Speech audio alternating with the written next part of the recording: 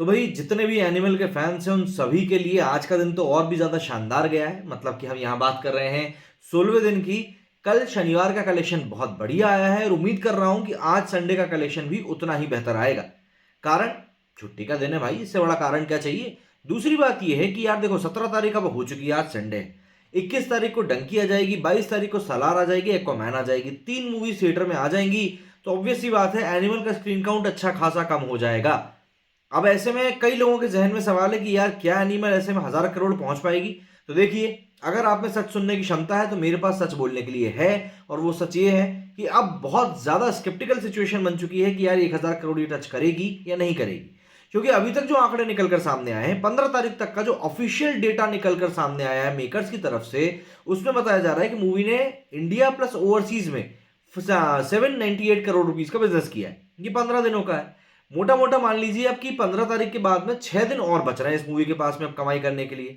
अब 6 दिन में ये मूवी कितना ही बिजनेस कर लेगी, पर 150 करोड़ से ज्यादा का बिजनेस तो ये कर नहीं सकती। 150 करोड़ भी मैं आपको बहुत ज्यादा ही बता रहा हूँ, 150 करोड़ से ज्यादा का मूवी बिजनेस करेगी नहीं।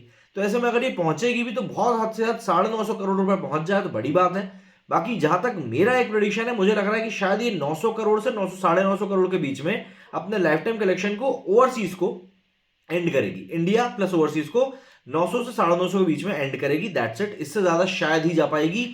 कारण सिर्फ यही है कि डंकी और सालार रिलीज हो रही है और उसके कारण इसके शोज में स्क्रीन काउंट में काफी कमी आएगी। प्लस पब्लिक भी दूसरी मूवी, नई मूवी देखने जाना चाहेगी और भाई यहाँ पर ये चीजें तो होती हैं, इस चीज को आप डिनाई नहीं कर सकते। तो ये चीज जो है अभी तक सबसे बड़ी निकल कर सामने आई है। बाकी अगर हम बात करें कलेक्शन की, तो देखिए कलेक्शन के लिहाज से एनिमल के लिए भाई कल का दिन काफी अच्छा रहा। सैटरडे को कलेक्शन में एक जंप की उम्मीद वैसे भी थी, क्योंकि फ्राइडे का कलेक्शन बहुत ज्यादा गिर गया था, इसीलिए लग रहा था कि यार उठना चाहिए अब कलेक्शन। तो उठा भी है।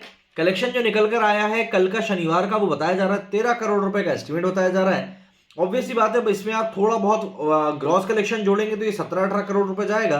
प्लस 5 करोड़ 6 करोड़ भी अगर हम लोग ओवरसीज जोड़ लेते हैं तो ये टोटल 20 से 25 करोड़ के आसपास जा रहा है। तो ऐसे में 798 करोड़ जो अभी तक हमको 15 दिन का बताया गया था, प्लस 25 करोड़ रुपए अगर हम लोग सैटरडे का मान लें, 16वें दिन का मान लें, तो ये पहुंच रहा है 823 करोड़ के आसपास। अब भैया आज का जो संडे का कलेक्शन होना है, आज का कलेक्शन इस मूवी को ना सिर्फ इंडिया में 500 करोड़ के पार पहुंचा देगा, बल्कि वर्ल्ड वाइड वो इस मूवी के कलेक्शन को बहुत हद तक, अगर मैं आपको बताऊं तो सीधे तौर पर 800 850 करोड़ के आसपास पहुंचा देगा। ये एक इसका बहुत बढ़िया फैक्टर होगा। अब संडे का जो कलेक्शन है, इसका मतलब मेरा बस यही है कि संडे का कलेक्शन बहुत ज्यादा मैटर करता है कि ये मूवी अब कितना बड़ा जंप लेगी।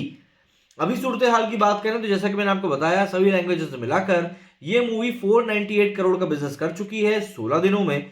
और संडे को, मतलब कि आज ये मूवी 500 करोड़ के आंकड़े को भी पार कर लेगी। और कोई बड़ी बात नहीं है, शनिवार का डेटा जो है जैसे जैसे सॉलिड होकर सामने आएगा, हो सकता है ये 2-1 करोड़ रुपए और ऊपर हो जाए, तो ये 16 दिनों में ही 500 करोड़ को टच कर ले।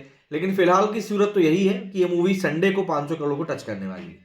अगर आपको अभी तक फ्राइडे का कलेक्शन नहीं बताया तो मैं आपको फ्राइडे का कलेक्शन भी बता देता हूं। फ्राइडे का जो इसका कलेक्शन है वो काफी कम हुआ था। 8.25 करोड़ के आसपास का इसका फ्राइडे का कलेक्शन निकल कर आया था और वो कलेक्शन काफी कम था। 7.75 करोड़ का इसका वो कलेक्शन हिंदी का हुआ था। इसके अलावा तेलुगु से 40 लाख का हुआ था। बाकी लैंग्वेजेस में भी काफी कम था। वहीं अगर हम बात करें इसके सेकंड वीक के कलेक्शन की, तो सेकंड वीक का कलेक्शन इसका 3rd नंबर पे रहा था हिंदी में। इसने टोटल कमाए थे 139.20 करोड़, जिसमें कि हिंदी में 130 करोड़ का बिजनेस इसने किया था। उसमें से अगर हम बात करें तेलुगु में भी 7.31 करोड़ का बिजनेस था। तो इन ऑल अगर हम देखें तो एनिमल ने अपनी स्क्रीन के हिसाब से काफी अच्छी कमाई करी है। क्योंकि आपको ये नहीं भूलना चाहिए कि सैम बहादुर इसी के साथ में रिलीज हुई थी और सैम बहादुर ने भी अच्छा खासा बिजनेस किया है। सैम बहादुर को कम स्क्रीन मिले थे, प्लस जो हाइप इस समय मैं कहूंगा, मतलब ये कहना गलत नहीं होगा यार कि एनिमल को जो हाइप मिला था वो हाइप काफी ज्यादा शानदार था। और कहीं ना कहीं उस हाइप का पूरा पूरा फायदा एनिमल को मिला और जो नुकसान था वो पूरा सैम बहादुर के नुकसान में चला गया, खाते में चला गया। लेकिन सैम बहादुर के साथ में एक प्लस पॉइंट ये है कि उसका बजट काफी कम था। अब मैं सैम बहादुर का आपको कलेक्शन बताऊं तो अभी तक सैटरडे जो उसका कल गया है, इसने फिर से 4.5 करोड़ का बिजनेस किया। मतलब एक अच्छा खासा हेल्दी कलेक्शन कर रही है। एंड 71.35 करोड़ का इसने बिजनेस कर लिया है। मतलब कि इसका जो 50 से 60 करोड़ का बजट बताया जा रहा था वो तो उसने रिकवर कर लिया है। इसके अलावा ओटीटी राइट्स बिकेंगे, इसके सैटेलाइट राइट्स बिकेंगे, इसके वो सब मिला जुला के आई थिंक 150 करोड़ का तो in total business he movie कर लेगी। एक हिट की श्रेणी में इसका जाना तय है। ओटीटी के आने से सबसे बड़ा फायदा तो यही हुआ है कि movies theatre plus OTT plus satellite rights में बेचकर कहीं ना कहीं अपना बजट जो है वो रिकवर कर लेती हैं, अनटिल एंड अनलेस उनका बजट बहुत ही ज्यादा हाईफाई जा रहा हो, 400 करोड़ 500 करोड़ 600 करोड़। हालांकि उतने बड़े बजट के केसेस में ये लोग पहले ही सुलटा देते हैं कि फ्लॉप होने का हमको इंतजार ही नहीं करना, जैसा कि सलार ने भी किया और ढंकी ने भी किया। हालांकि दोनों मूवीज फ्लॉप नहीं होंगी, but still I am just giving an example, क्योंकि दोनों ही मूवी सलार 160 करोड़ में ओटीटी पे बिकी है, जो कि साउथ में एक सबसे बड़ा नंबर है, और डंकी आई थिंक 150 करोड़ में बिकी है ओटीटी के ऊपर, तो एक बड़ा नंबर है वो भी। तो यहाँ पर इस तरीके का बिजनेस होता है। तो सैम बहादुर ने भी 71 करोड़ का बिजनेस कर लिया है। लेकिन हाँ, एक चीज है कि मूवी बढ़िया थी, और अगर ये क्लैश नहीं हुआ होता तो शायद सैम बहादुर और भी ज्यादा कलेक्शन करती, बल्कि 100 करोड़ का आंकड़ा टच करती। बट फिर मेकर्स के पास में वही था ना कि विंडो भी नहीं बच रही थी कि आखिर कब रिलीज करेंगे। एनिमल के साथ नहीं करते, एनिमल के बाद करते तो शायद इतना कलेक्शन भी नहीं हो पाता। दूसरी बात, फिर बाद में सालार और डंकी भी रिलीज हो रहे हैं, तो इन लोगों को उतना लंबा रन भी नहीं मिल पाता। कहीं ना कहीं बहुत सारी चीजें थी, बहुत सारे इफ एंड बट्स थे जो कि यहाँ पर ध्यान में रखे गए हैं। बात करें डंकी और सलार के रिलीज होने के बाद एनिमल की क्या कंडीशन होगी, तो जो रिपोर्ट्स निकल कर आ रही है उनमें बताया जा रहा है कि भाई 10% जो शोज हैं वो एनिमल और सैम बहादुर के बीच में शेयर किए जाएंगे। ऑब्वियसली बात है, सैम बहादुर को 2 या 3 शोज ही मिलेंगे। अगर हम 10 शोज की बात करें तो 10 में से 2 या 3 शोज ही हैं जो कि सैम बहादुर को मिलेंगे, बाकी के जो शोज हैं वो एनिमल के खाते में जाएंगे। एंड देखिए, होता यही है कि जो चलता है वही बिकता है, सिंपल सा फंडा है, इसमें कोई हार्ड फीलिंग्स नहीं है। बट हाँ, ये एक बहुत बढ़िया प्रदर्शन रहा। एनिमल, कई लोग मान रहे थे कि भाई ये मूवी जो है 1000 करोड़ का टच करेगी, और मैं सोच रहा हूँ अभी भी हो सकता है, कर सकती है। बट गदर 2 के, पठान के आंकड़े को क्या ये मूवी इंडिया कलेक्शन के मामले में पार कर पाएगी, ये देखना भी एक बहुत दिलचस्प बात होगी। क्योंकि कल की डेट में 500 करोड़ का आंकड़ा टच कर लेगी, पार कर लेगी बल्कि। और मुझे लगता है कल अगर हम रात में इसके वीडियो के ऊपर बात करेंगे या सोमवार की सुबह बात करेंगे, तो जहां तक आई बिलीव कि 512 करोड़ 512 करोड़ से 515 करोड़ के आसपास इसका कलेक्शन पहुंच चुका होगा। और वर्ल्ड वाइड कलेक्शन की अगर हम बात करें तो वर्ल्ड वाइड कलेक्शन जो है ऑलमोस्ट आई बिलीव ज्यादा नहीं तो 825 करोड़ के आसपास तो पहुंच ही जाएगा। 16 दिनों के कलेक्शन की बात मैं कर रहा हूं यहाँ पे, है ना। अब यहाँ पर ये सारी चीजें देखी, बहुत हद तक चीजें अब हमको क्लियर हो रही हैं कि किस तरीके से चीजें सामने हुई हैं। लेकिन हाँ, एनिमल का कलेक्शन वाकई बहुत अच्छा निकला है। संदीप रेड्डी वांगा कटघरे में खड़े हैं, कई लोग उनको हिट कर रहे हैं कि आपने एक बहुत घटिया मूवी बनाई है।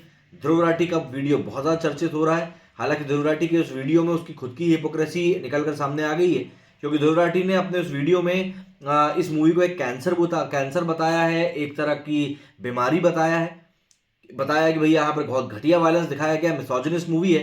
लेकिन वहीं पर पैसे लेकर फिर इसी बंदे ने गैंग्स ऑफ वासेपुर की तारीफ करी है, डेथ नोट की तारीफ करी है, ब्रेकिंग बैड जिसमें कि नशे पत्ती की बात करी जाती है उसकी तारीफ करी है, कतर जहां पर कि माइग्रेंट वर्कर्स को इतना ज्यादा परेशान किया गया, पैसे लेकर ही कतर घूमने गया, कतर वर्ल्ड कप कवर करने के लिए, वहां पर इसने उसकी तारीफ करी है। काफी सारी चीजें हैं, इसीलिए बस मैं कहता हूं कि आप एक तरफा चीजों को ना ही देखें तो शायद बेहतर रहेगा। और इसीलिए हमेशा सिक्के के दोनों पहलुओं को आपके बारे में पता होना जरूरी है, वरना आप भी एक सही डिसीजन नहीं ले पाएंगे। क्या कहना है आप लोगों का इस बारे में कमेंट करके जरूर बताइएगा। मेरे वीडियो फिलहाल इतना ही। जय हिंद, जय भारत।